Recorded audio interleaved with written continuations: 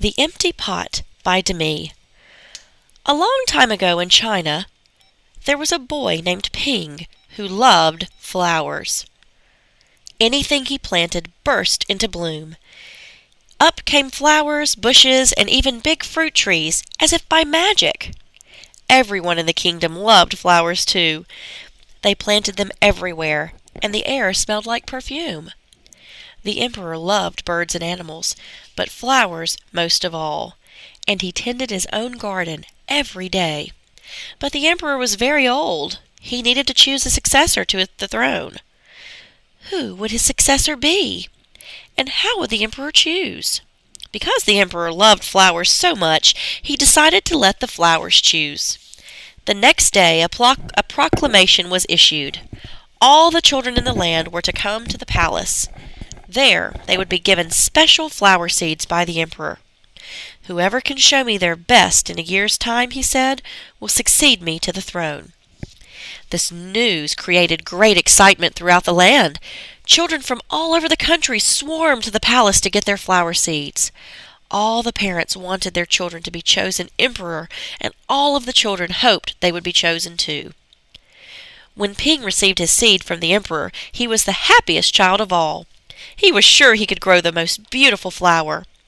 Ping filled a flower pot with rich soil. He planted the seed in it very carefully. He watered it every day. He couldn't wait to see it sprout, grow, and blossom into a beautiful flower. Day after day passed, but nothing grew in his pot.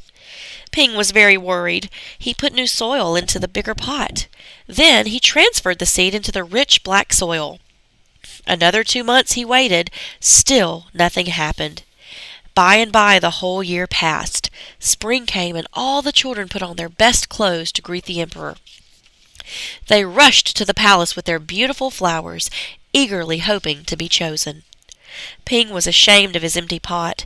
He thought the other children would laugh at him because for once he couldn't get a flower to grow. His clever friend ran by holding a great big plant. "Ping," he said, "you're not really going to the emperor with an empty pot, are you? Couldn't you grow a great big flower like mine?"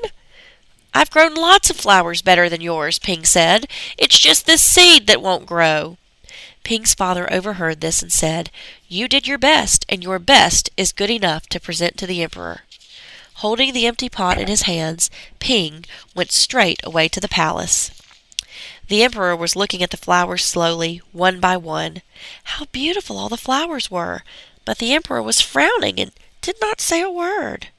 Finally, he came to Ping. Ping hung his head in shame, expecting to be punished.